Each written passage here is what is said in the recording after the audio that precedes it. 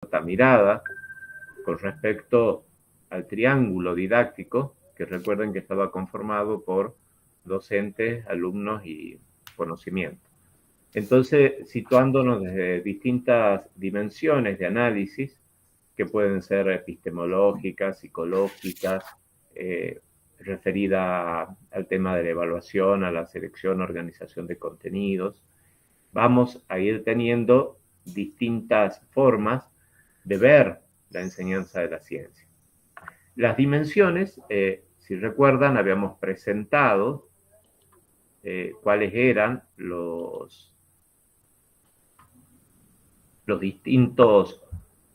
distintas clasificaciones que se tenían, que empezaban desde la enseñanza tradicional de la ciencia, la enseñanza por descubrimiento autónomo mediante investigación dirigida, la enseñanza como contrastación de modelos y teorías, la enseñanza de la ciencia desde la historia y filosofía de la ciencia, las enseñanzas de la ciencia mediante exposiciones, las que están basadas en enfoques ya sea ciencia, tecnología, sociedad o ciencia, tecnología, sociedad y ambiente, las por conflicto cognitivo, la de modificación de perfiles conceptuales. Todo esto configuran distintas maneras de interpretar las situaciones de enseñanza para las ciencias naturales.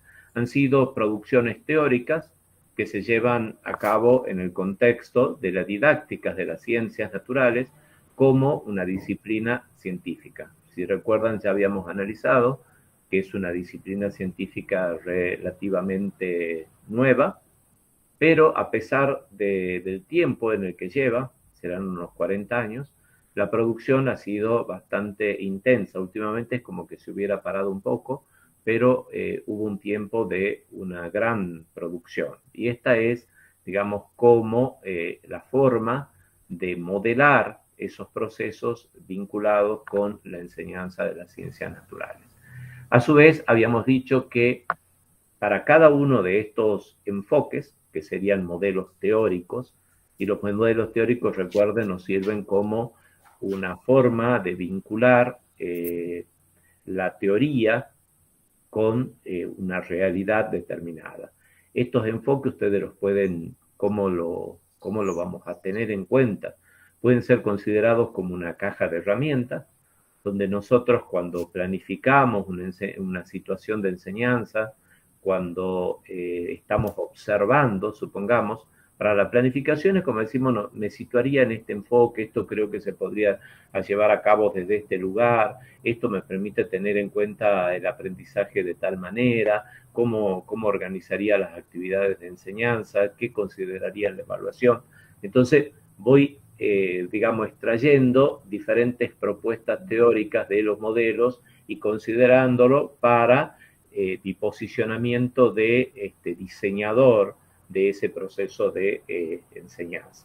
Y para el análisis de observaciones, supongamos estoy observando una clase, veo ciertas situaciones y cuando hago el análisis puedo decir la dimensión del aprendizaje pasa tal cosa que se corresponde con un modelo de este tipo o supongamos los criterios de selección y organización de contenido o qué pasa con la evaluación. Un punto importantísimo en todos estos enfoques es que han sido caracterizadas y puestas, digamos, en discusión qué dificultades tendrían si yo me sitúo dentro de la línea de algunos de estos enfoques teóricos. ¿Eso qué significaría? Que digamos, no hay ninguna posibilidad que nosotros no tengamos algunas dificultades en la implementación. Ahora, el enfoque ya prevé algunas de ellas, no quiere decir que van a ser las únicas. Cuando nosotros estemos en una práctica determinada, nos encontraremos que a lo mejor aparecen dificultades que no son las que se señalan aquí. ¿Por qué? Porque estas son situaciones aproximadas a un contexto particular. Es como que estamos idealizando, y ustedes saben que los modelos ideales no tienen una concordancia exacta con lo que puede ser la realidad. Entonces, aquí vamos a señalar dificultades que se prevén cuando estos enfoques son tenidos en cuenta para llevar a cabo un proceso de enseñanza. Ahora, con estas dimensiones, teniendo en mente estas dimensiones, vamos a ir analizando 6 de esos enfoques que hemos presentado al principio. El de la enseñanza tradicional, el de descubrimiento autónomo, la enseñanza expositiva, la enseñanza por investigación dirigida, el de contrastación de modelos y teorías y el de conflicto cognitivo. El texto que ustedes tienen para la caracterización de estos enfoques es el de Pozo y Gómez Crespo, que justamente tiene ese nombre, Enfoques para la enseñanza de las ciencias. Entonces, ese texto, el de Pozo y Gómez Crespo, ellos están proponiendo como teóricos de la didáctica de las ciencias naturales. Pozo es un psicólogo cognitivo, y Gómez Crespo es un profesor de química, ellos son españoles. Entonces hacen una propuesta teórica que sería el enfoque de contrastación de modelos y teorías. Y a la vez están analizando las otras posibilidades teóricas que se han ido presentando en el campo de la didáctica. Después vamos a analizar otras propuestas a partir del modelo de Mortimer, que es el de modificación de perfiles conceptuales.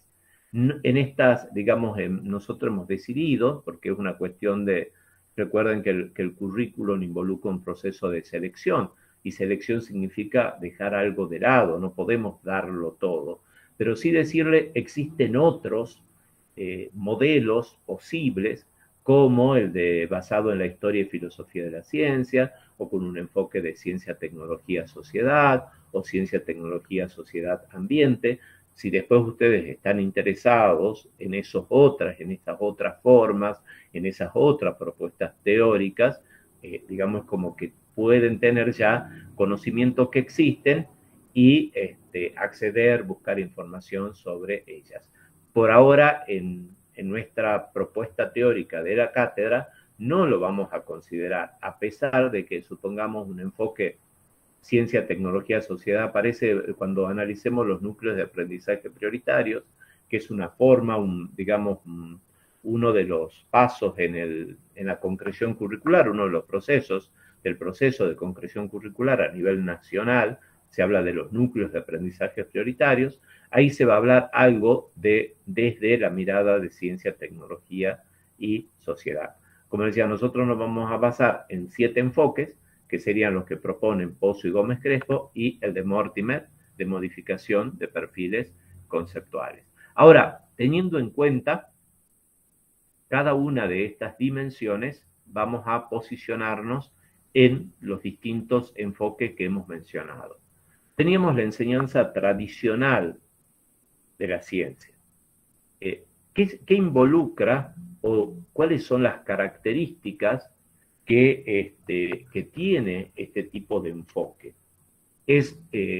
Ustedes tengan en cuenta la época, ¿no? Digamos, la construcción de estos modelos teóricos, no es que supongamos el científico, el que hace investigación en didáctica, de golpe dice, bueno, a ver cómo podría ser la enseñanza, sino que con metodologías tipo la que ustedes están haciendo de observación, con entrevistas a distintos profesores, va construyendo o caracterizando ciertas observaciones que hace.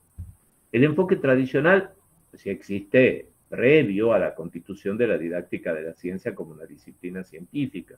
Es lo que se venía haciendo tradicionalmente en la enseñanza de la ciencia, por eso recibe justamente ese nombre. Uno se tiene que situar en la época en la que el enfoque tradicional estuvo presente y sigue estándolo. Es uno de los enfoques que más, digamos, recorrido histórico tiene en el campo de la enseñanza.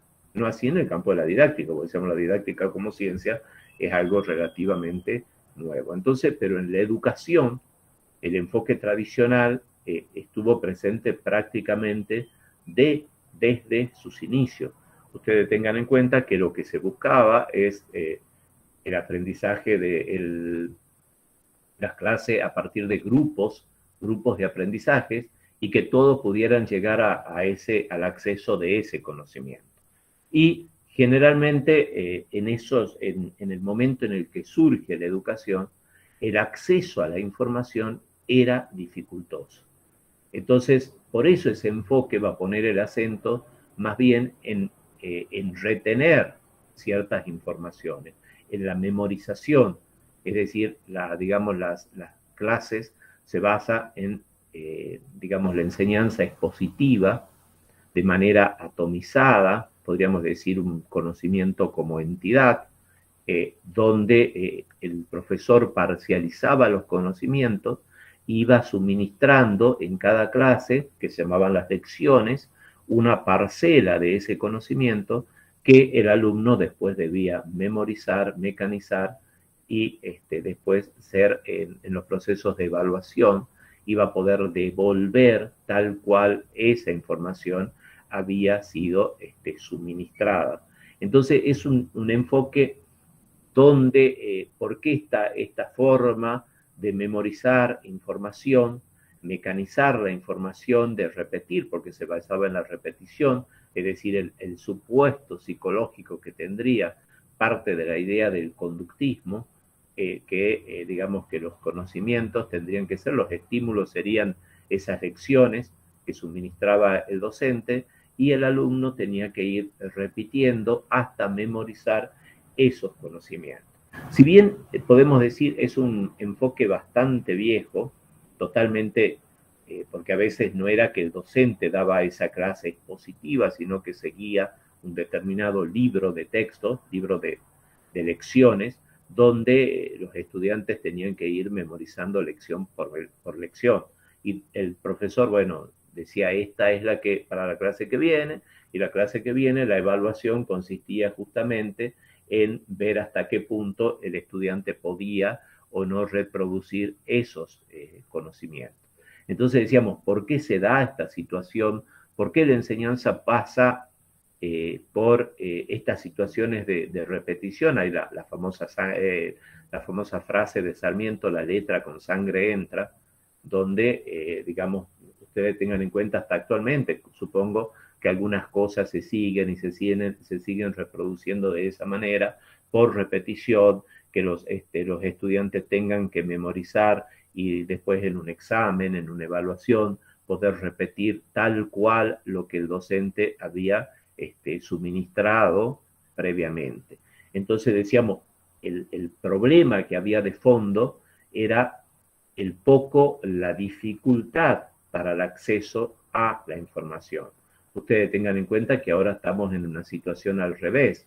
Tenemos facilidad en el acceso a la información, pero muchas veces no sabemos cómo procesar tanta información a la que podemos tener acceso. Entonces la situación se invirtió cuando el enfoque tradicional de enseñanza de la ciencia tuvo su máximo esplendor, digamos, había esa dificultad donde no podíamos acceder de manera rápida a ciertas informaciones, había que recurrir o a bibliotecas, o no estaba la información a la mano. Entonces se consideraba que las personas tenían que memorizar esa información, tenían que tenerla en la mente. Entonces, no sé si en la mente, porque como decíamos era conductista, únicamente repetitivo, entonces frente a ciertas situaciones inmediatamente tenía que aparecer la respuesta que se consideraba válida desde ese proceso de memorización y mecanización. Este tipo de educación, si ustedes, digamos, supongo que en teoría de la educación la han visto, y Paulo Freire le llama bancaria, porque él hace una analogía sería como depositar, hacer depósitos en un banco y después extraer esos depósitos cuando, digamos, el profesor está pidiéndole a los estudiantes que verbalicen de manera mecánica esa información que previamente ha sido suministrada. Entonces, las actividades de enseñanza tienden a la reproducción, a la repetición, ya sea en una época se usaba mucho el tema de la copia o poder identificar supongamos, por ahí el hecho de las famosas actividades de unir con flecha o cuando el multiple choice. El multiple choice está basado en los datos, en puros datos. Entonces, se ponía una pregunta con una secuencia de opciones que son datos y porque supongamos, si yo hago un proceso reflexivo, no puedo tener una única opción correcta. Entonces el multiple choice, la evaluación de multiple choice, de opción múltiple, sigue esa línea tradicional de enseñanza de la ciencia. ¿Qué pasaba con las actividades, supongamos, de resolución de problemas? En realidad los anula a los procesos de resolución de problemas. Directamente le llaman por ahí problemas, pero más bien tienden a la ejercitación.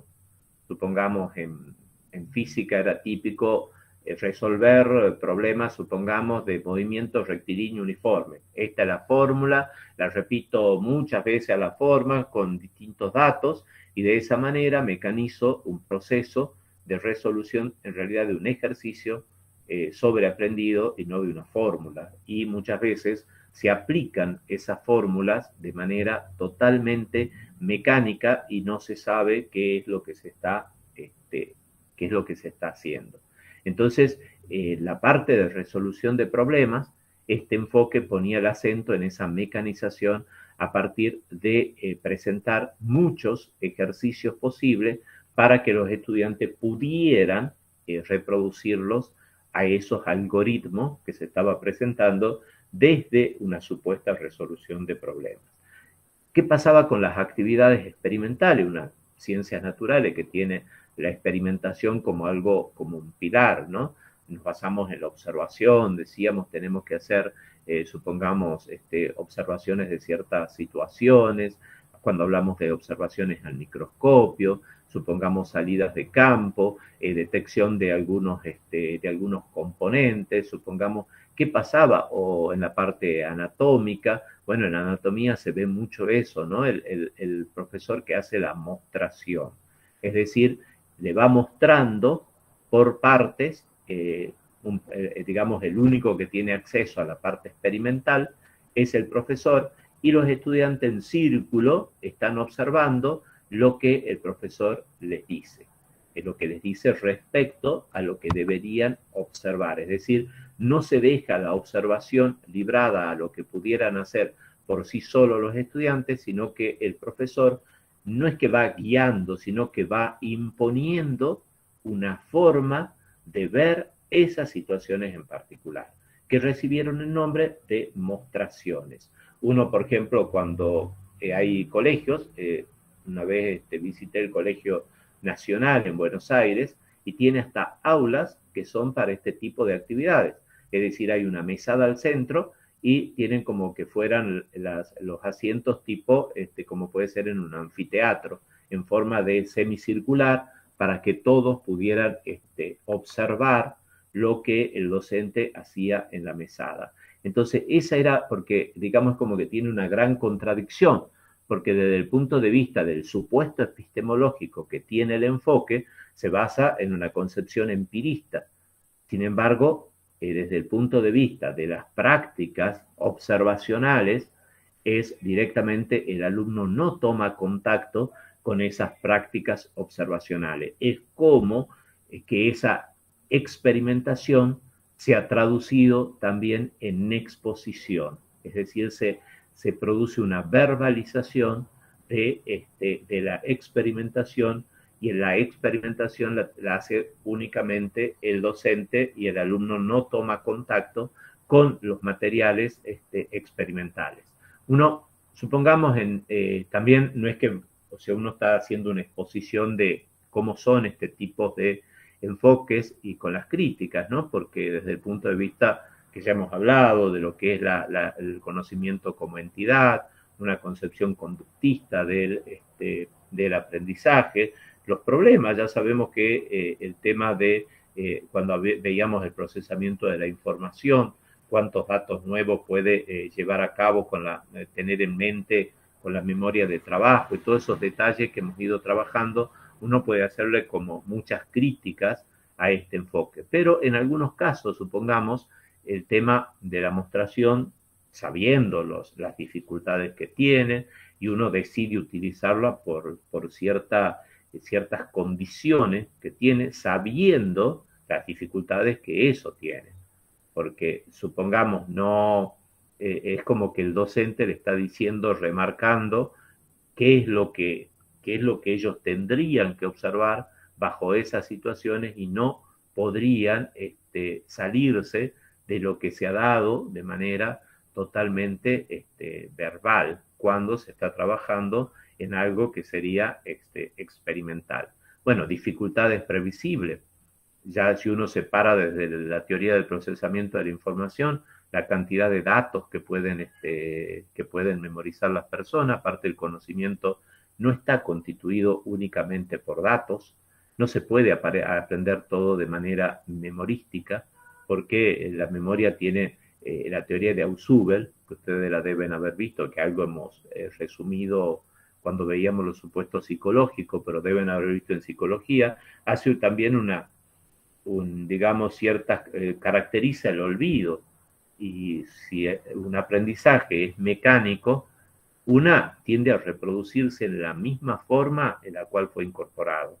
Entonces, supongamos, si nosotros queremos sobre el abecedario, a veces para buscar la R empezamos desde la A más o menos, porque tendemos a seguir la misma secuencia en la que eso ha sido memorizado. Si tenemos ciertos nombres, supongamos cuando se aprendían los símbolos de los elementos químicos, empezaban por una secuencia, sodio, litio, potasio, supongamos, lo iban, entonces el chico tiene que reproducir la misma secuencia en la cual ese aprendizaje ha sido incorporado. Eso es uno de los problemas del aprendizaje memorístico. Después veíamos con el procesamiento de la información que no puede manejar más de 7 elementos simultáneos a la vez, entonces eso dificultaba. Entonces, las dificultades previsibles en el enfoque tradicional de enseñanza de la ciencia, permanentemente vivimos cuestionando este tipo de enfoque, porque por ahí se dice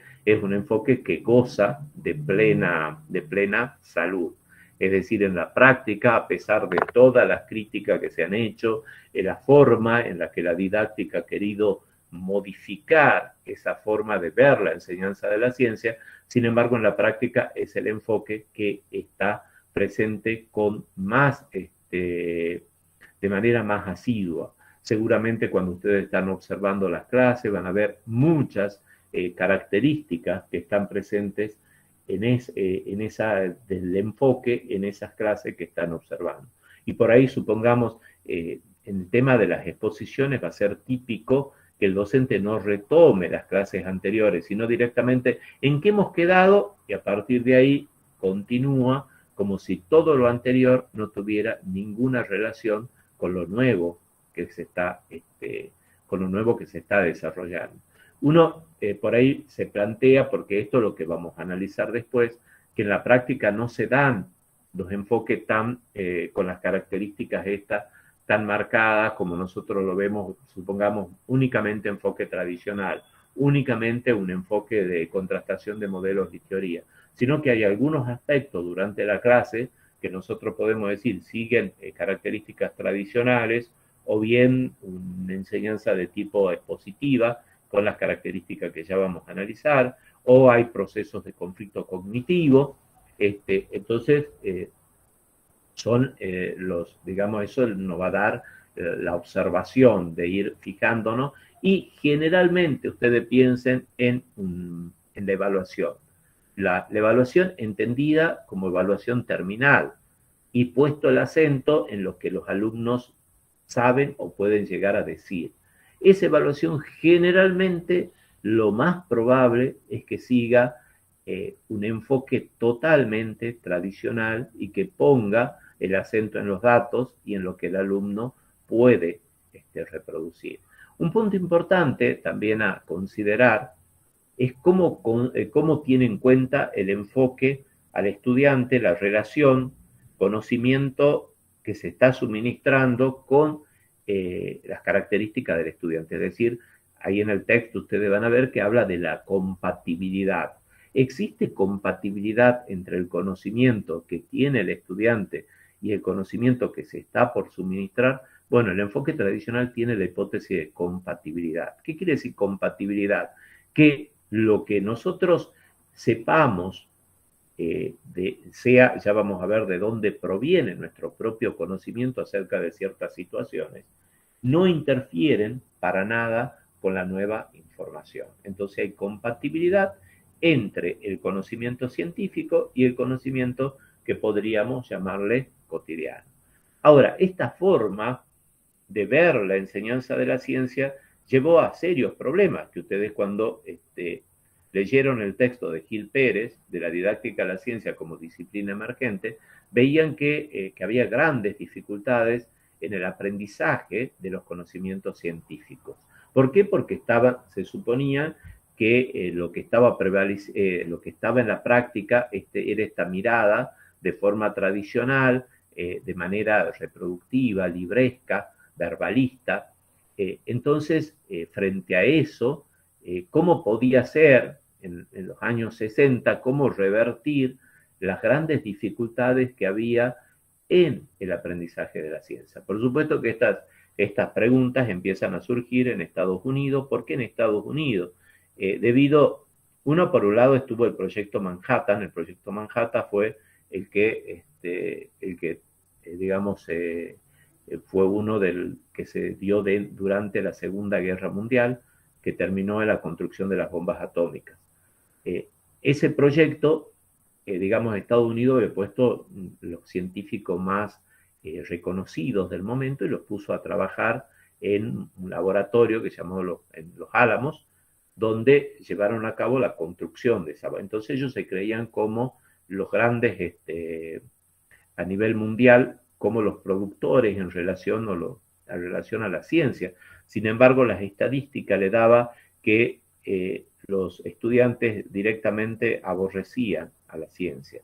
Y había un problema entre, las personas que quisieran seguir carrera científica, y a los norteamericanos les interesaba esa continuidad con estudios científicos. Y a la vez, cuando ellos creían que por mucho tiempo iban a tener el secreto respecto a lo que fue todos los procesos nucleares, la parte de, lo que es la parte satelital, los rusos ponen el primer satélite artificial, que es el Sputnik.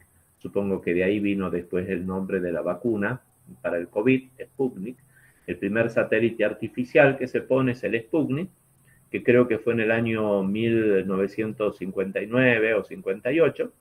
Entonces, eso a los rusos les genera toda una crisis respecto a la educación científica. ¿Qué es lo que está pasando? Entonces, de algo parecido a lo que habían hecho en el proyecto de Los Álamos, de reunir a los científicos más... ¿Por qué llegan a reunir? Porque la mayoría eran judíos, emigrados, entonces con facilidad puede reunirlos para la elaboración de ese proyecto. Ahora, de la misma manera, buscan a los científicos más importantes y que ellos se encarguen de la educación científica. A partir de esa reunión surgen, en los años 60, lo que se llamó el aprendizaje por descubrimiento autónomo.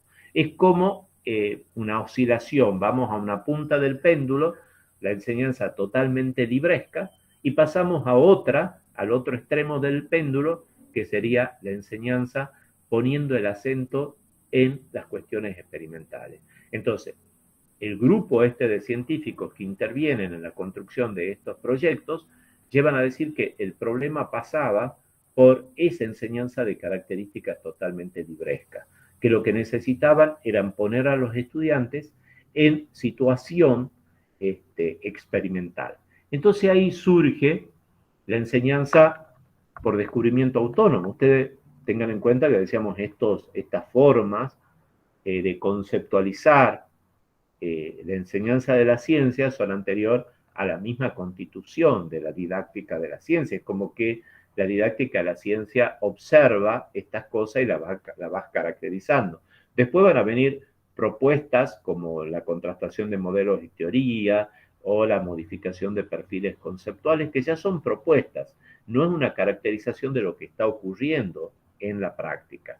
Entonces, ¿qué es lo que plantean y cuáles son? Ahora vamos a ver también los supuestos epistemológicos, cuál es la concepción de aprendizaje que hay en el enfoque por descubrimiento autónomo, cómo se seleccionan los contenidos, que ahí tiene que ver con el problema que hablábamos de la compatibilidad entre los conocimientos que tienen los estudiantes y el conocimiento científico, cómo son las actividades de enseñanza y después analizaremos las dificultades a las que lleva este modelo.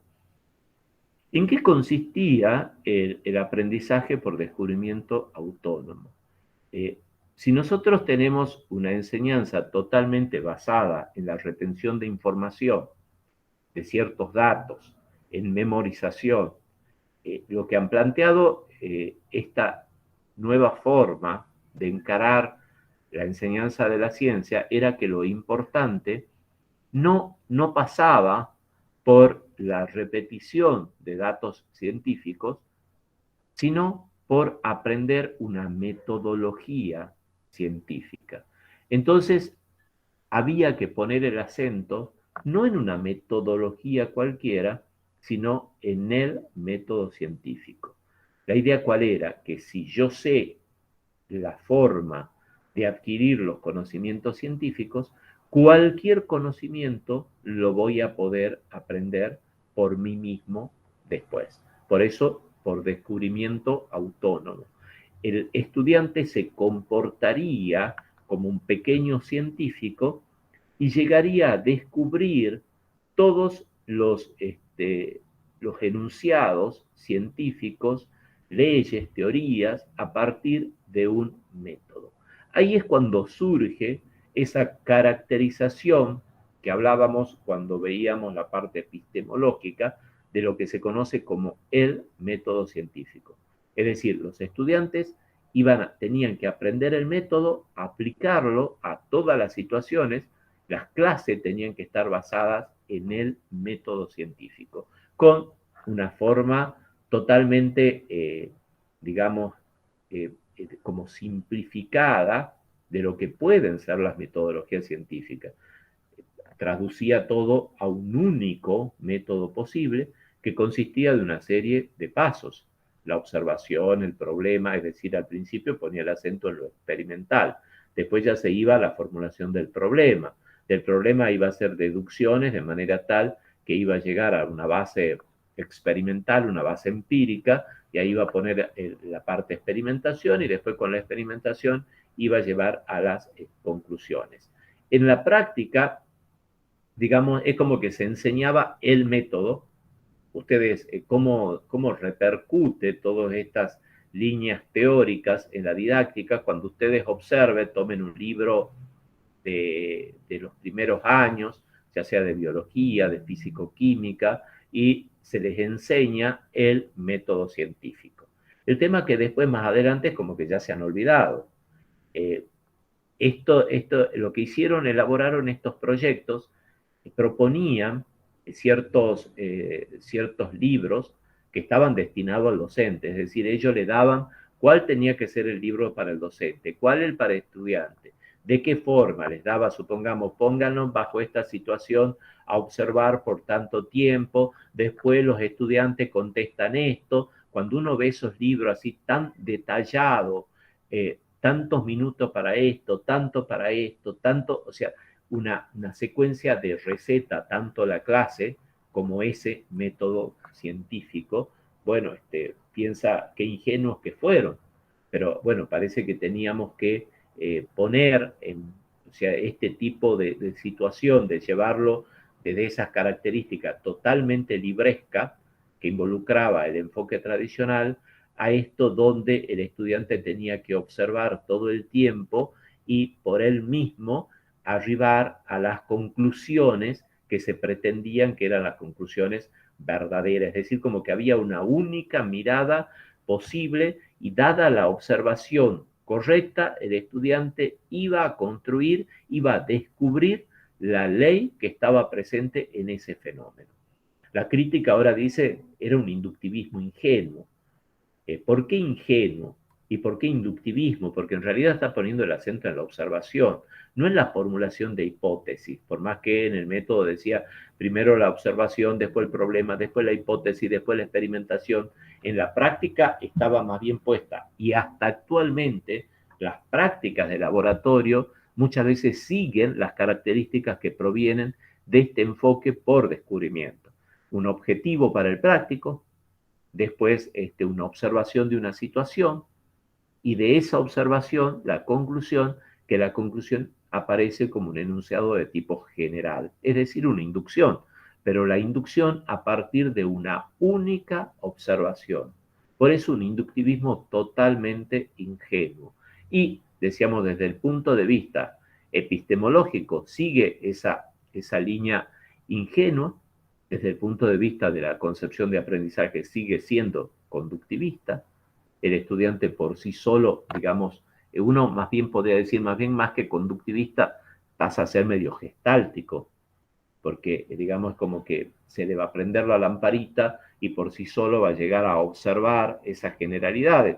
Pero en el fondo sería, la gestal propone la reestructuración y acá en el enfoque por descubrimiento autónomo no podía arribar a otra situación que no fuera la ley general que se planteaba desde el conocimiento científico. Es decir, con respecto al criterio de compatibilidad o no entre lo que los estudiantes saben y el conocimiento científico, era totalmente compatible y no interfería para nada. Supongamos, hay un práctico que está, digamos, un registro de un trabajo práctico con los diálogos que hacen los alumnos. No sé si algo se los comenté ya cuando veíamos la inducción. Entonces dice, el objetivo del práctico es determinar que la tierra contiene agua. Después le pone materiales, un tubo de ensayo, tierra, pinza para tubo, le pone una vela, hace con una vela, y le piden el procedimiento que pongan la muestra de tierra en el tubo de ensayo, caliente, y después, bueno, que observan y que concluyen. Entonces los diálogos de los estudiantes son, ¿y hasta cuándo calentamos? Y no sé, fíjate, y bueno, así hasta que deciden llamarlo al profesor, y cuando dice el profesor es como que quiere guiarlo y no puede, porque le dice, bueno, pero ¿qué es lo que observa? Él pretendía que vieran digamos, la producción de vapor de agua y condensación en las paredes del tubo de ensayo para llegar a la conclusión de que la tierra, encima, bueno, decimos el concepto era una porción de suelo, no de tierra, entonces que esa tierra contenía agua. ¿Qué es lo que observan ustedes? Les dice el profesor. Y nosotros observamos que el tubo se ha puesto negro, se ha quemado, dice el otro. Pero no, es como que, digamos, ahí es donde aparece el tema de la compatibilidad. ¿Cómo considero lo que los estudiantes o dónde ponen el acento el que está observando frente a lo que el profesor pretende que se observe? Como no observaba lo que él pretendía, lo va guiando, pero ¿qué pasa en las paredes del tubo? O sea, para llegar el chico a interpretar que eso es agua, o sea, también uno piensa, y no porque no todos los líquidos son agua, o por qué se produce, por supuesto que lo más común en un medio natural es que lo que tengamos sea agua, lo que se ha producido la condensación. Entonces termina el profesor, le dice, bueno, pero ¿cuál es el objetivo del práctico? Comprobar que la tierra agua. Entonces ponemos eso, le preguntan los estudiantes. Entonces es típico en este tipo de práctico que los estudiantes, y cuando lleven a cabo una clase de ese tipo, no vamos a decir, no vamos a usar este tipo de protocolos de laboratorio porque siguen una enseñanza por descubrimiento autónomo con este tipo de secuencia donde los estudiantes por sí solos y por sí solo no pueden, porque si algo ha puesto en cuestionamiento esta línea de teórica es que, digamos, no todos ponemos el acento en las mismas, digamos, en las mismas situaciones cuando estamos observando algo. ¿Por qué? Porque depende de nuestras propias visiones de mundo, de nuestros conocimientos, y si hay interferencias, sí se produce esta, digamos, interrelación entre lo que uno sabe con eso que se está observando. Entonces, hay que, digamos, cuando uno está en una clase y ha diseñado un laboratorio siguiendo estas características, tiene que tener en cuenta que estas dificultades van a estar presentes. No todos observamos lo mismo y no todos nos fijamos exactamente en los mismos detalles. Hay cosas que le llaman la atención a uno y hay cosas que le llaman la atención a otro. Entonces, se postula que más bien que la observación autónoma tiene que haber una observación guiada por el docente, pero ¿hasta dónde es esa guía? Ahora, las actividades de enseñanza, eh, estos proyectos han sido publicados. Aparece, por ejemplo, el proyecto de biología se llama BSSC, aparece con ese nombre. Están los de física, los de química, hay el proyecto Kern de química, el de física se llama PSSC, tienen esas siglas, donde el material teórico que han elaborado realmente, bueno, sigue siendo hasta hoy en día un muy buen material desde ese lugar, pero con todas estas dificultades que hemos estado señalando. Ahora, de vuelta es como que vamos en la oscilación, ¿no? Desde lo totalmente libresco, expositivo, a lo experimental. Ausubel hace una crítica muy importante al aprendizaje por descubrimiento autónomo, suponiendo esta idea de que podían recorrer el mismo camino que habían hecho los científicos cuando los contextos son totalmente diferentes, y aparte uno a veces pretende que ese recorrido sea en un módulo de 80 minutos. Ustedes imaginan que es bastante improbable que se pueda hacer el recorrido de un científico que ha llegado a ciertas observaciones y caracterizaciones a partir de esa vía experimental. Entonces, respecto a este modelo, lo que tiene que quedar claro, aparece como el método científico. Sabiendo el método, podemos acceder a cualquier tipo de conocimiento. Ese método termina transformándose en algo también memorístico, porque se les pide a los estudiantes que memoricen los pasos o las etapas del método científico, y termina siendo el problema de la observación, problema, hipótesis, experimentación y conclusión, y después, si esa hipótesis es verificada, se transforma en una ley. Entonces, estas son características que siguen apareciendo en los libros de texto y donde, digamos, el sustento teórico sería la enseñanza por descubrimiento autónomo. Frente a estas situaciones que Ausubel elabora su teoría del aprendizaje verbal significativo, porque sigue diciendo que lo que más está presente en las escuelas siguen siendo las exposiciones, y lo que se trata es hacer una exposición con otras características, que no sean las características que están presentes en la enseñanza tradicional, sino una exposición que tenga en cuenta el aprendizaje significativo, es decir, que los estudiantes establezcan relaciones entre la información nueva con lo que ellos ya saben. Entonces tenemos la enseñanza expositiva de la ciencia, que está basada en el aprendizaje verbal significativo de Ausubel. Entonces, este enfoque, recuerden la teoría, los supuestos acá serían que, digamos, sería una concepción de conocimiento como sistema, donde los estudiantes establecen relaciones.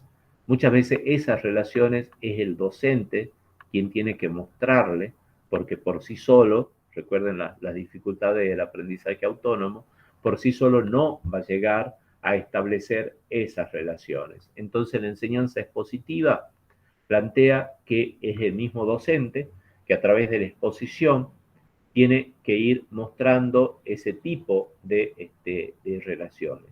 Con respecto a la concepción de aprendizaje, estaría la concepción de aprendizaje de Ausubel, donde el estudiante tiene conocimientos relevantes para poder hacer ese anclaje entre la nueva información con la que él ya tiene. Pero, ¿qué pasa si yo no tengo esa información que me está siendo necesaria para el aprendizaje que se tiene que producir?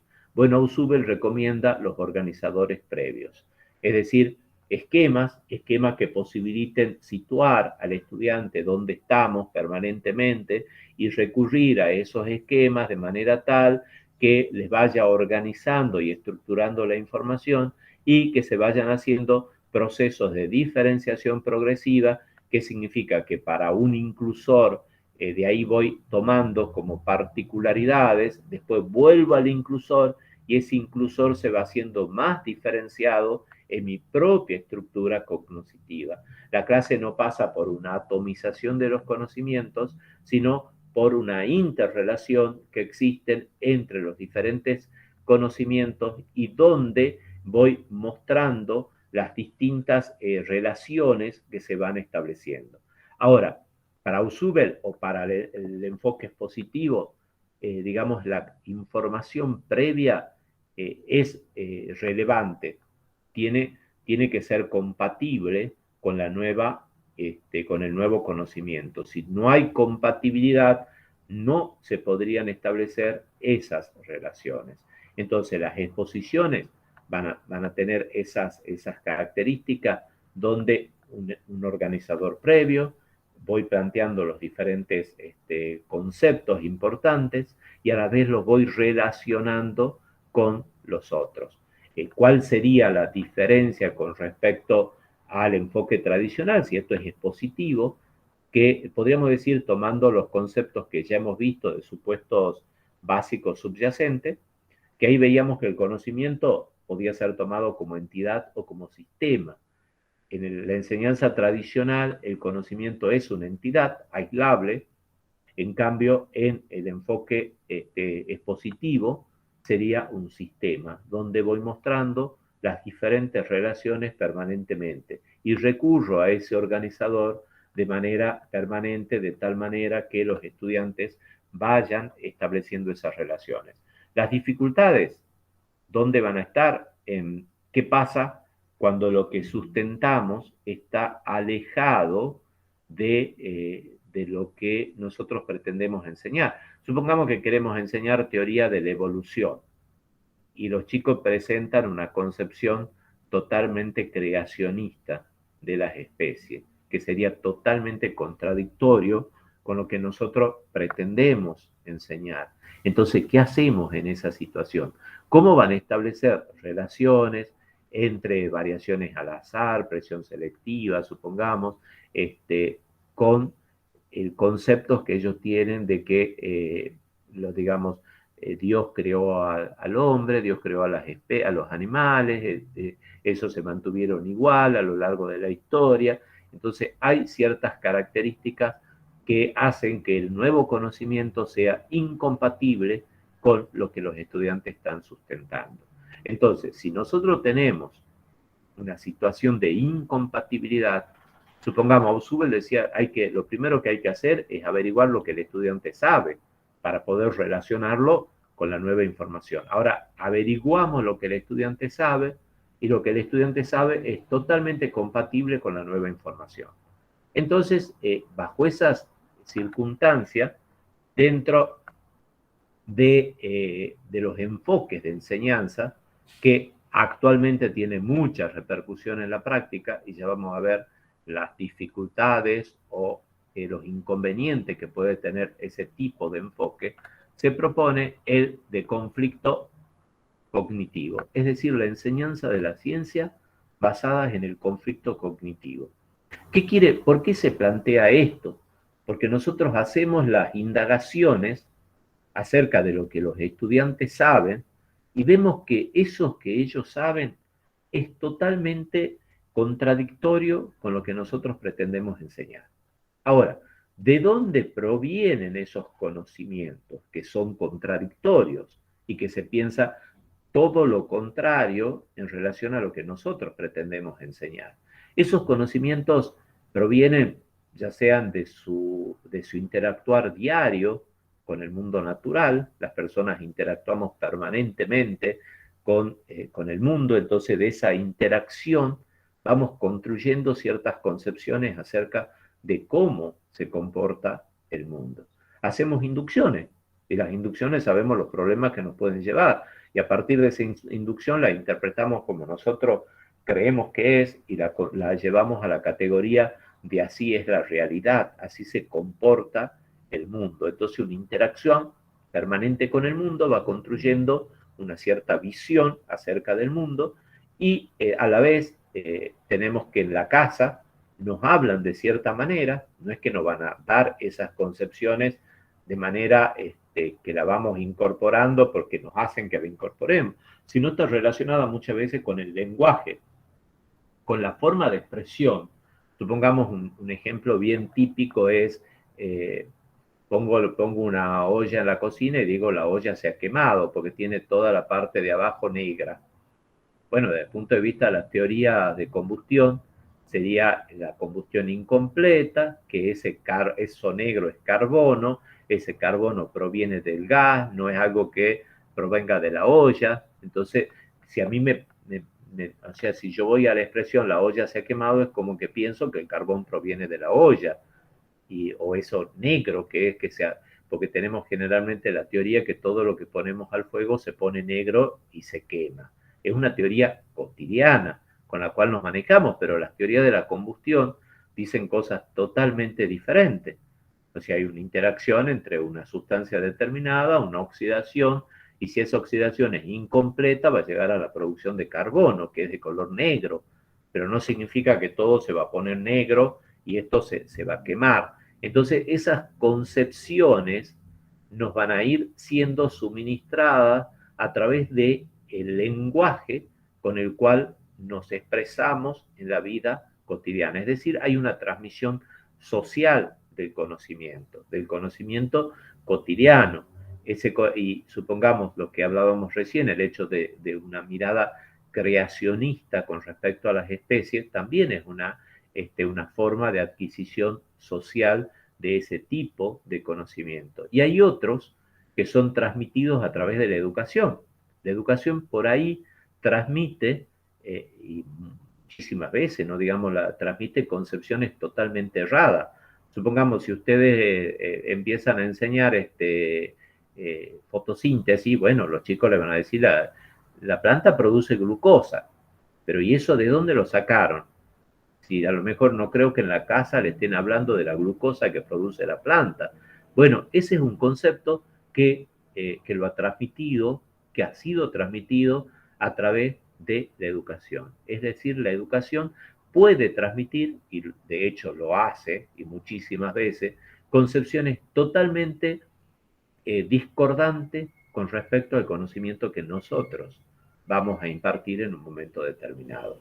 Entonces, esos conocimientos previos que tienen los estudiantes, decíamos, tiene tres vertientes, una natural, otra social y por ahí una analógica que se construye en un modelo que le permite de aproximadamente esto se comportará como se comporta otra situación que ellos conocen, y lo homologan a esa situación parecida. O a veces, supongamos, los profesores le hacen ciertas analogías, y esas analogías la convierten en que sería el conocimiento, sustituyen el análogo por el conocimiento. Yo recuerdo una vez, esto ya hace muchos años, estaba corrigiendo exámenes era de química general, y les preguntaba sobre los espectros atómicos, y le decían, los espectros son los códigos de barra de los elementos. Y en un momento dado, tantas veces lo había visto que digo, ¿por qué será que contestan esto, no? Que los espectros es el código de barra de los elementos. Ah, porque yo le dije, los espectros atómicos son como los códigos de barra así como ustedes tienen, supongamos, en un artículo determinado, bueno, el elemento cuando es calentado, pero una cosa es decir, es como, y otra cosa es.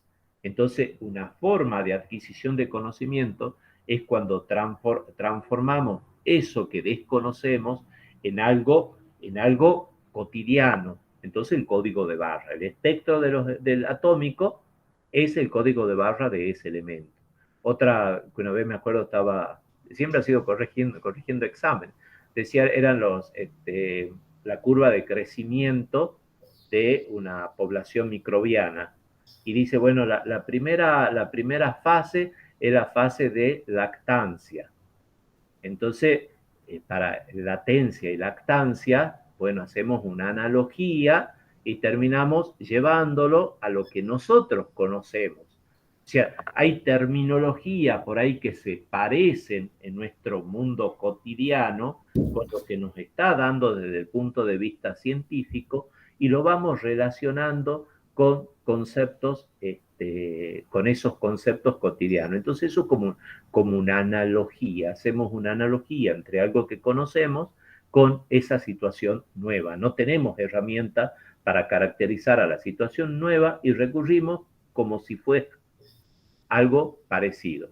Y Entonces, en los peces sí. que siempre hacen con las branquias, con un peine también, que hacen la Bueno, sí. analogía. Pero terminan diciendo es el peine de la... Ah, bueno. Sí. También, bueno, una vez era en el hecho de las destilaciones del petróleo, estaba el zapping. Bueno, son cosas, se recurre a conceptos cotidianos, se recurren al lenguaje cotidiano y bueno, hay docentes que tienen muchas como anécdotas de estas situaciones que están referidas, es porque directamente al fenómeno, al proceso que estamos observando, lo desconocemos totalmente y hacemos una analogía con otra cosa que no es familiar. Y el Entonces, Cosmopolite con el Cosmopolitan también. con el, bueno, entonces sí, los ejemplos ahí son muchos. Sí. Entonces recuerden, las personas construimos conocimientos cotidianos en base a nuestra interacción natural con el mundo, porque permanentemente estamos con objetos, ya sean físicos, químicos, biológicos, puede ser transmitido a través del lenguaje.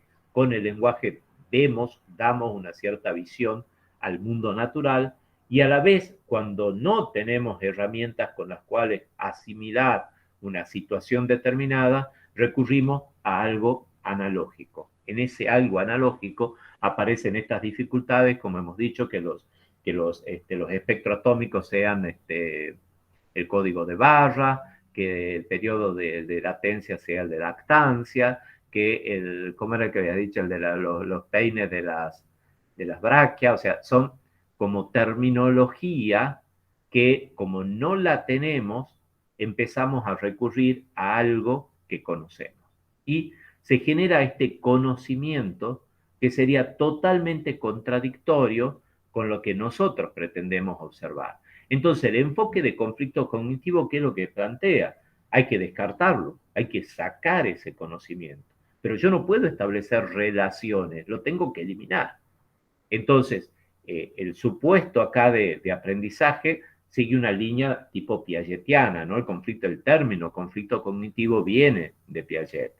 Que recuerdan que se producía, había un cierto equilibrio en los esquemas de conocimiento, se producía un conflicto y la nueva situación llevaba a que se reestructuren y digamos, el conocimiento nuevo abarcaba tanto lo anterior como lo posible que se pudiera lograr a partir que se aplique a otras situaciones.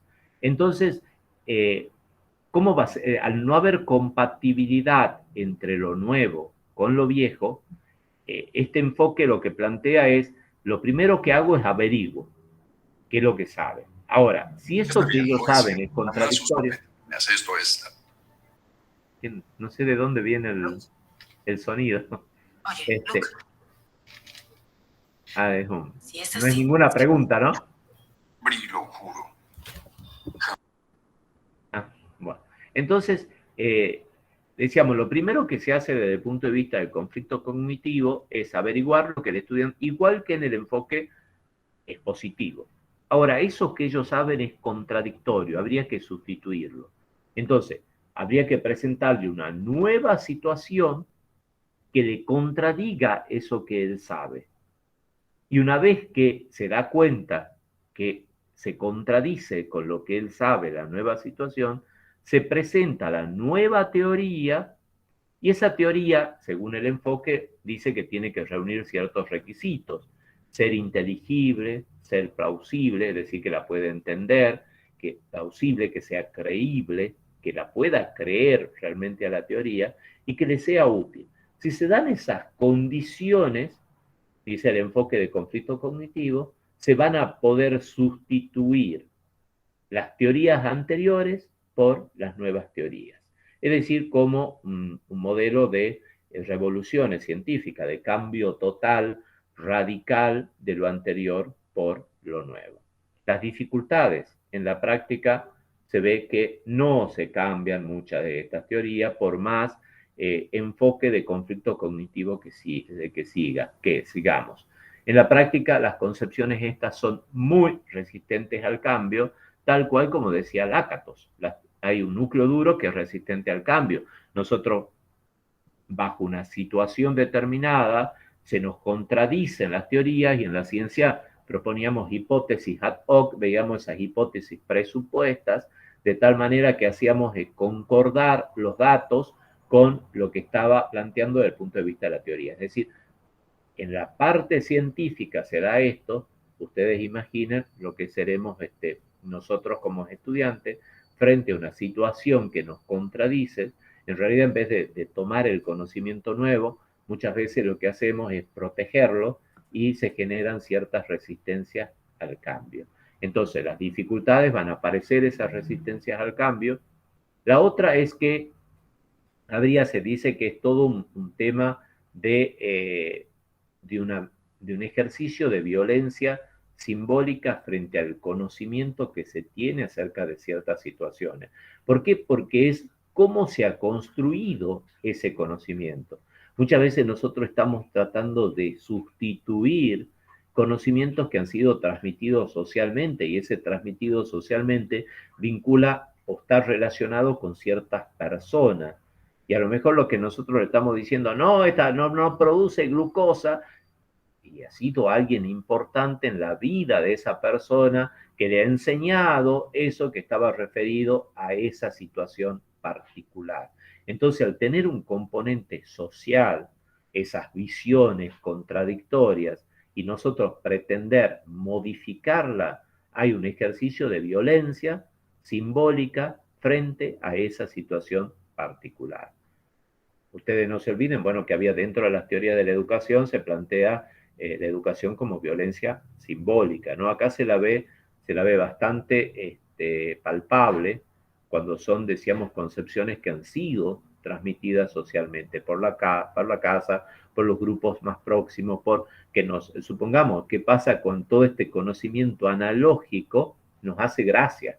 Y muchas veces como docente hasta nos reímos frente a esa situación. Pero eso nos lleva a ese ejercicio de violencia simbólica frente a esas situaciones. Creo que la mayoría recordamos estos casos donde un docente le plantea de manera violenta o que no, esto no es así, punto. O sea, a través de una pretensión de poder respecto a ese tipo de conocimiento, no una pretensión de validez, sino de poder, como que él está puesto en un lugar y pasa a ser lo mismo que en la enseñanza tradicional, ¿no? Que hacía una asimetría entre el poder del docente y el poder del alumno. Entonces, acá, de la misma manera, al tratar de sustituir totalmente esas concepciones, directamente, al anularlas, digamos, la forma sería otro tipo de acercamiento a esas concepciones y ya la investigación ha visto que son resistentes al cambio. Entonces, ¿de qué manera podemos tener presente ese tipo de concepciones y de manera de no incurrir en estos procesos de violencia simbólica? ¿Por qué? Porque las actividades de evaluación van a volver a ver si se han sustituido o no se han sustituido. Termina siendo como en el enfoque tradicional, ¿no? Tiene que repetir la teoría que se considera valedera, y la anterior, la que él sustentaba, lo que le decía, lo que está respecto a un contexto particular, pasa a ser lo que hay que dejar de lado, lo que está mal, lo que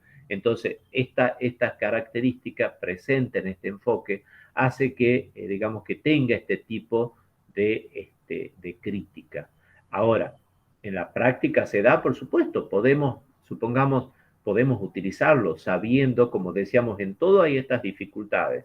Nosotros podemos utilizar un conflicto cognitivo, por supuesto, y se lo hace. Recuerdo digamos, un práctico de laboratorio que era la sublimación del yodo. Entonces, ellos ponían, ahí es como que aparece bien el del tubo se quema, ¿no?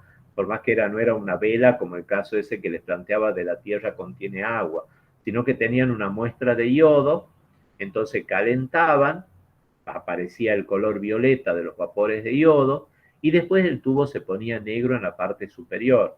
Supuestamente lo que tenían que contestar era que el yodo había sublimado y se había depositado sobre las paredes del tubo.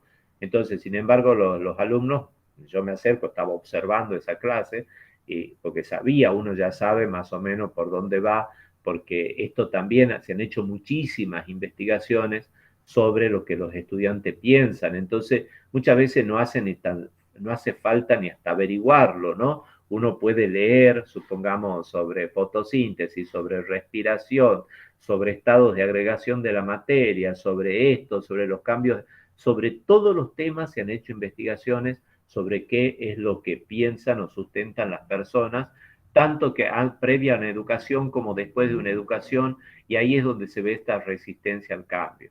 Entonces, el grupo, porque era un grupo, contestan inmediatamente que el tubo se había quemado, no que era yodo depositado a través de un proceso de sublimación. ¿Por qué? Porque lograr ese tipo de conceptos aparecen con el tiempo, no es algo que yo lo voy a adquirir con un práctico de laboratorio donde le estén mostrando que el yodo al ser calentado produce vapores violeta y después aparecen ciertas manchas negras sobre las paredes del tubo. Por más el profesor le estaba explicando la sublimación y sin embargo, bueno, no se le había ocurrido decir qué es lo que le pasaba al tubo ahí donde estaba negro. Entonces me acerco y le pregunto qué pasaba. Bueno, el tubo se ha quemado, dice. Entonces uno, ¿qué tendría que hacer de acuerdo al enfoque de conflicto cognitivo? Plantearle una nueva situación que le contradiga eso. Entonces les digo, ¿y qué pasaría si nosotros calentamos en esa zona que está negra? Bueno, se calenta y se tiene que poner más negro. O sea, se va a que hagan una hipótesis que después no va a concordar con lo que nosotros estamos sustentando desde la teoría. De la teoría estamos hablando que hay sublimación de yodo. Entonces, acercan el tubo de ensayo digamos, la zona donde estaba negra y calientan, se pone ahí en esa zona violeta y es como que el negro se corre del lugar. Entonces ahí está contradiciendo las ideas que ellos, y teóricamente, si yo ahí le hablo de la sublimación, que es el pasaje del gaseoso a sólido y que el yodo gaseoso tiene color violeta, el sólido negro, teóricamente tendrían que cambiar. Ahora, creemos que con el tiempo van a cambiar por ese experimento que han hecho, donde se contradecía las ideas, no, se sabe que son muy resistentes al cambio. Pero en la práctica, digamos, este concepto de decir, averiguo lo que ellos sustentan, ese averiguo lo que ellos sustentan, como les digo, muchas veces en el laboratorio o en ciertas situaciones, uno recurre a las investigaciones que ya se han hecho y uno sabe hacia dónde apuntan mayormente los conocimientos vinculados con esa temática. Y en base a eso, pensamos en una situación que les pueda contradecir, donde ellos tuvieran que hacer una predicción, como esta que le estaba diciendo, qué pasa si lo calentamos al tubo de ensayo donde está negro, qué tendría que pasar si ellos están sustentando que cuando lo ponemos al tubo de ensayo al fuego se quema. Entonces dicen, bueno, se va a poner más negro, entonces eso le va a contradecir. Después no va a ocurrir lo que ellos están planteando. Y en la práctica podemos utilizarlo, como le decíamos, siempre y cuando tengamos presente esas dificultades que no podemos pretender que cambien sustancialmente, que ya está todo bien, ya han sustituido sus preconcepciones por las teorías científicas. Y ahora, bueno, nos quedan dos enfoques El de investigación dirigida lo vamos a dejar para el último. Vamos a pasar al de contrastación de modelos y teoría. ¿Por qué? Porque el enfoque de contrastación de modelos y teoría lo que está planteando es cómo valorizar esas concepciones que tienen frente a un fenómeno determinado. Entonces, ¿qué es lo que haría?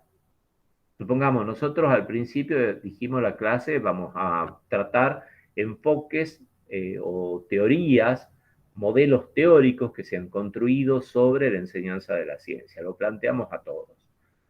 Y algunos vamos a dejar de lado por cuestiones, a lo mejor decimos porque, bueno, consideramos que es demasiado, son muchos enfoques, no tendrían que, con algunos que ya vamos conociendo, ustedes ya después tienen las herramientas para caracterizarlos, por cuestiones de disponibilidad, por cuestiones de gusto, porque también hay gusto de parte de uno que dice estos enfoques y no los otros, pero a la vez estamos presentando lo que no hemos hecho de acuerdo al conflicto a la contrastación de modelos y teorías, sería decirle qué es lo que ustedes piensan en relación a cómo debería ser la enseñanza de la ciencia, en relación a estas cosas, ¿no? En la parte epistemológica, cómo se va a considerar el conocimiento, cómo vamos a ver al que aprende, qué tipo de actividades de actividades de enseñanza vamos a utilizar, de dónde vamos a seleccionar los contenidos. Acá, ¿de dónde los seleccionamos? De la misma ciencia, ¿no? ¿Cómo lo vamos a organizar? ¿Qué dificultades se van a plantear? Eso no hemos hecho porque, bueno, dadas las condiciones en las que estamos, es medio difícil hacer una tarea de ese tipo. Pero el enfoque de contrastación y modelo es como que parte de la misma idea del conflicto cognitivo, que ellos modelen una situación particular. Sería como, en este caso, modelar la enseñanza de la ciencia, dándole como ciertas preguntas. Nosotros en clase solíamos hacer como, era una fábula, le dábamos los distintos componentes del sistema didáctico, supongamos que lo identifiquen al conocimiento con un animal, a la evaluación con otro, al profesor con este, a la luz, y después hicieran una fábula vinculada. Después íbamos analizando la fábula y cómo aparecía el conocimiento, cómo aparecía el conocimiento científico, cómo aparecía el conocimiento de los alumnos, cómo con el animal que lo habían relacionado, porque tenían que decir un animal y por qué lo relacionaban con ese animal. No es directamente qué piensan del conocimiento que tienen los alumnos, qué piensan del conocimiento científico, sino les proponíamos un animal y dijeran por qué, por supuesto, el conocimiento científico generalmente aparecía como el elefante, el conocimiento de los alumnos, supongamos, como un ratoncito, el alumno era el que o sea, ciertas características como que daban lugar a cómo lo interpreto, cómo lo veo yo a esas situaciones en particular, ¿no? Que después de ahí nos permitían como crear un modelo teórico que estaríamos sustentando en relación con la enseñanza de la ciencia. Entonces, eso que se ha hecho primero, que decían en el conflicto cognitivo, de averiguar lo que los estudiantes saben, pero el conflicto cognitivo se planteaba en descartarlo. Es decir, una vez que lo averiguamos, tenemos que mostrarle que eso que ellos saben no es correcto. Como esto que decía, el del yodo que se quemó el tubo. Bueno, yo le tengo que mostrar que eso que ellos están planteando no es así. El tubo no se ha quemado.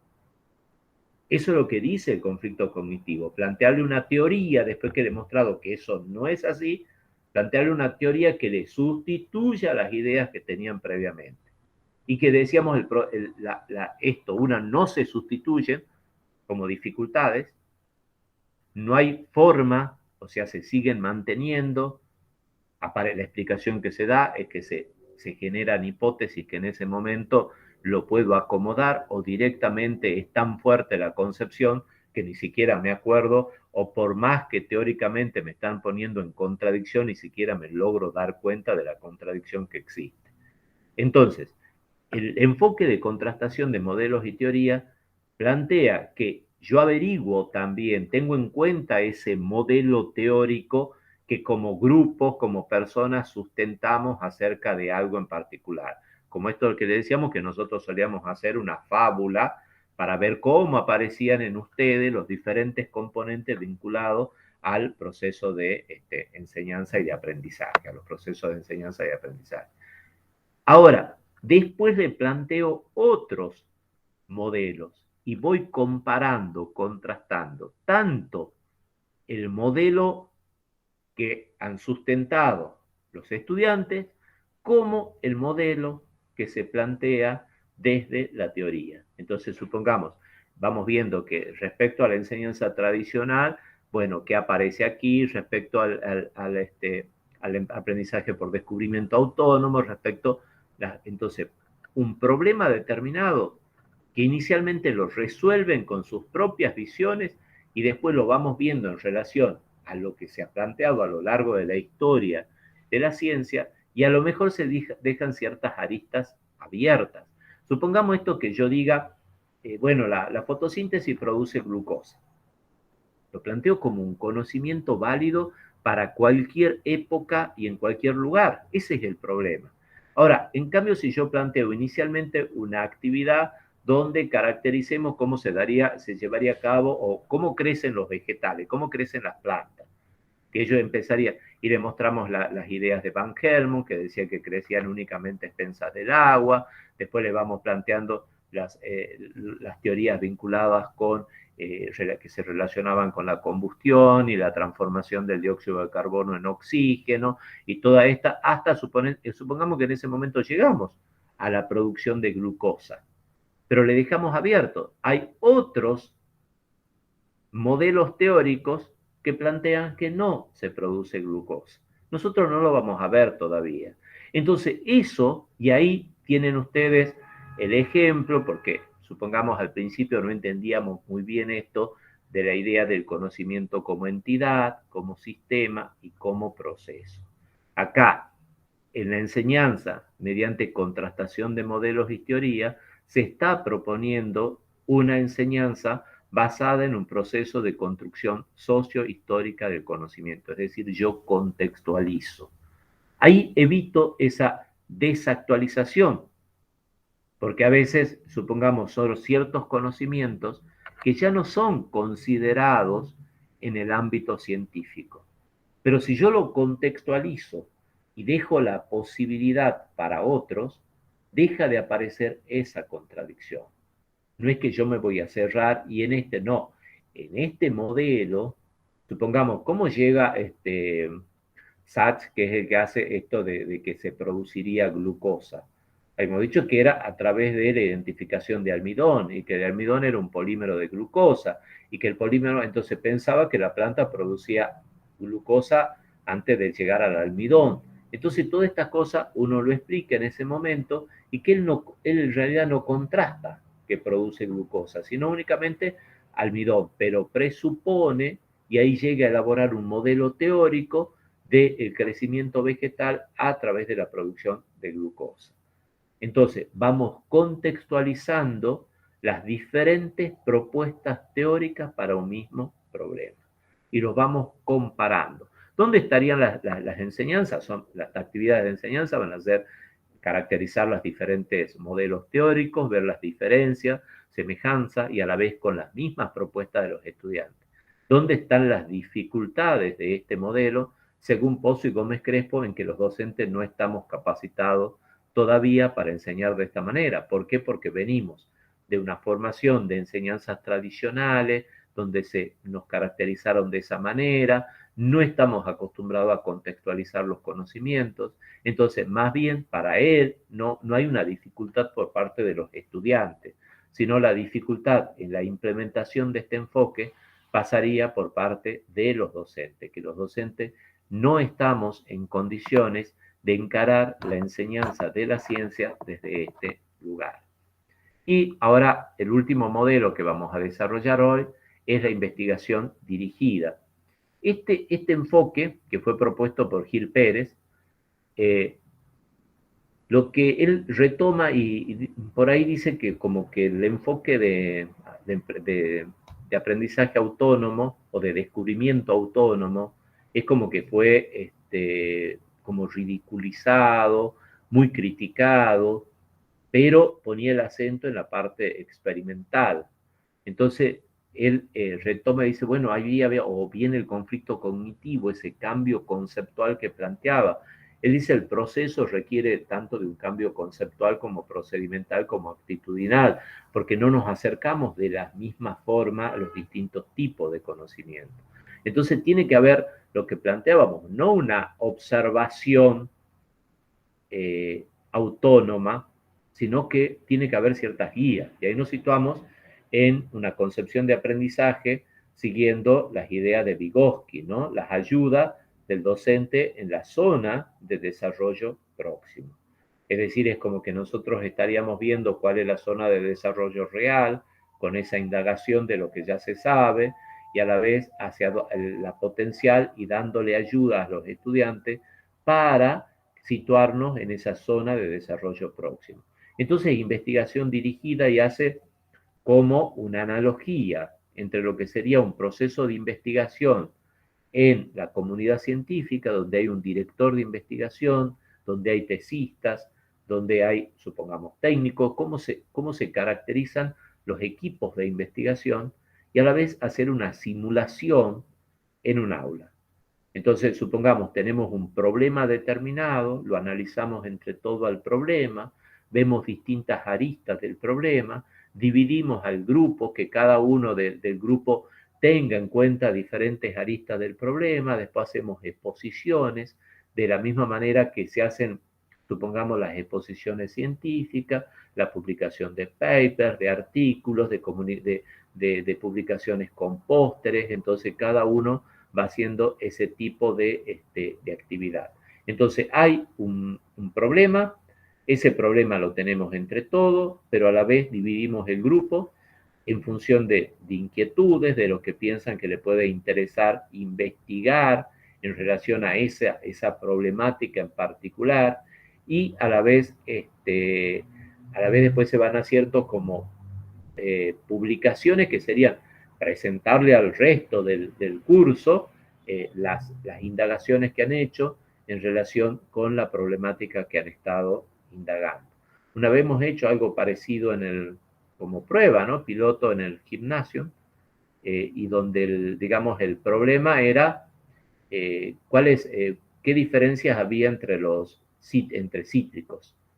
Y bueno, algunos consideraban naranja, otros limones, y así distintos tipos de cítricos para caracterizarlos, ¿no? Y bueno, mucho se circunscribió al tema de la vitamina C.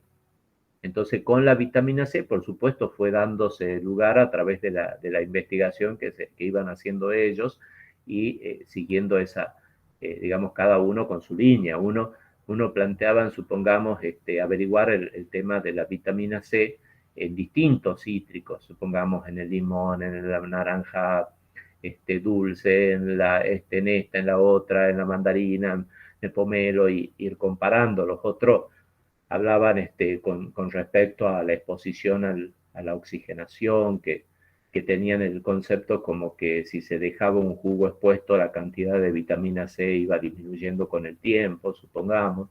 Otros analizaban el hecho del calentamiento, me acuerdo. Entonces decían que los alimentos con vitamina C, si se calentaban, se perdía esa vitamina.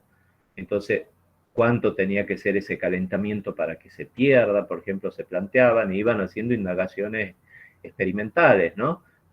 Los que digamos, tenían el jugo y después iban viendo cada 1 hora, cada 2 horas. Por supuesto que estaban ahí como dispuestos a hacer esas determinaciones de acuerdo al tiempo, es como un horario flexible, porque tenían que llevar a cabo supongamos, la experimentación con ciertas disponibilidades de tiempo, o se dividían para hacer las determinaciones con ciertas libertades en el laboratorio, porque podían entrar cuando les correspondía y así. Pero bueno, surgió un problema con el grupo que tenía la vitamina C, me acuerdo, y el calentamiento, que cuando calentaban, en vez de ellos presuponían que el contenido de vitamina C iba a ir disminuyendo con el tiempo hasta prácticamente anularse una vez que el jugo fuera puesto a ebullición. Entonces se dan para ello, en ese momento, con la sorpresa que la vitamina C en realidad en vez de disminuir, aumentaba. Entonces empiezan a surgir todas unas hipótesis de por qué aumentaba, hasta que, bueno, empieza a aparecer el tema de después todos los demás empiezan a enganchar en ese problema y qué podían ver, qué variables modificar, y aparece la variable de la acidez. Entonces, por supuesto, todo con la guía de docente. Yo estaba acompañando, había otros docentes del grupo. Ahí en el gimnasio estábamos observando como parte de una investigación, ¿no? De la implementación de este modelo teórico. Entonces, bueno, ahí empiezan con el tema del pH, encuentran que en los alimentos alcalinos se da esa disminución de la vitamina C, pero no en los alimentos ácidos. Pero para llegar a eso, me acuerdo que, bueno, es el tema del limón, cuál aumentaba más, cuál aumentaba menos, se dividían en grupos. Llevó esa investigación que se había planteado para 1 año, en realidad terminaron siendo 2 años. Muchas veces este enfoque, no todo, ¿cuál estaría la dificultad acá? Que no todos los temas podemos seguirlo de investigación de esta manera. También que muchas veces, como los datos, ¿no? Hasta el mismo profesor del curso pensaba que realmente la vitamina C tenía que bajar con la temperatura. Entonces después se transforma en una investigación real, no en una investigación supuesta. El enfoque acá presupone que el docente del curso sabe a qué van a arribar los distintos grupos de investigación, pero no está esta posibilidad de que arribaran a ciertas, por supuesto, como que el docente lo va acotando y por dónde tendría que ir la investigación. Bueno, en esta situación, en el gimnasio se lo dejó abierto, se siguió investigando y el docente se plegó con esa investigación, como en realidad no fue una simulación, sino realmente cómo procedían los grupos de investigación, y que el director de investigación tampoco sabe en realidad a dónde van a arribar con la búsqueda de esos datos. Entonces, a lo largo de la clase volvamos al organizador, hemos ido caracterizando distintos modelos teóricos para la enseñanza de las ciencias naturales.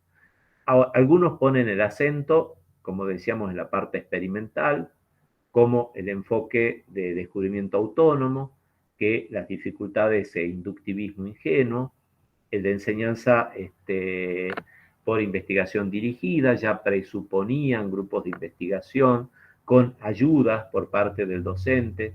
La selección siempre está basada en base a ciertos problemas que serían significativos en el contexto científico. Después el tema de la exposición, en el tradicional, como la enseñanza expositiva, que ya se plantea el hecho de las interrelaciones, de recurrir a diagramas conceptuales, a mostrar cómo se vincula un conocimiento con otro. Y, digamos, en el medio tenemos esto de poder, qué pasa con el conflicto cognitivo. Si lo vemos, podría ser tanto conceptual, totalmente teórico. Después, cuando veamos métodos de enseñanza, vamos a ver que el conflicto cognitivo podría ser como teórico o bien experimental, que también esté relacionado con actividades experimentales, como el ejemplo que les había dado respecto a la sublimación del yodo, un experimento sobre la sublimación del yodo. Y por último tenemos el de contrastación de modelos y teorías, que plantea esta idea de tener en cuenta los distintos los modelos propuestos desde el punto de vista de las propias vivencias de las personas, teniendo en cuenta de dónde provienen, el lenguaje, cómo se lo utiliza en esos contextos particulares, y analizando cómo, que eso ya más bien es de modificación de perfiles conceptuales, que nosotros utilizamos un lenguaje para ciertos lugares y en otros lugares el lenguaje cambia. Que yo no puedo, supongamos, a un paper escribirlo con el lenguaje con el cual me comunico en mi casa, pero en mi casa yo no voy a hablar con las características que estarían presentes en un modelo científico. Entonces, eso va a ser el de modificación de perfiles conceptuales, que pone el acento en el tema del lenguaje, cómo el lenguaje cambia de acuerdo al contexto en el cual está. Para que hubiéramos seguido un enfoque de contrastación de modelos y teorías, acá faltaría cuál sería su propio modelo teórico en relación con la enseñanza de la ciencia, y a la vez hemos planteado otros modelos posibles que, si ustedes después les interesa, van a encontrar bibliografía. Ahora únicamente tienen que poner en Google enseñanza de la ciencia basada en ciencia, tecnología, sociedad, o ciencia, tecnología, sociedad y ambiente, o historia y filosofía de la ciencia, y van a encontrar características o cómo se encararía la enseñanza de la ciencia desde esos lugares. ¿Alguna pregunta que tengan? No, profe. ¿No hay preguntas? No, profe. Bueno, buenísimo. No sé si es buenísimo o malo, se entendió todo, no se entendió nada, si se dice. ¿Podés sacar la ¿Dejamos de nota? grabar ya, Rubén? Sí, sí, dejemos de grabar. Bien.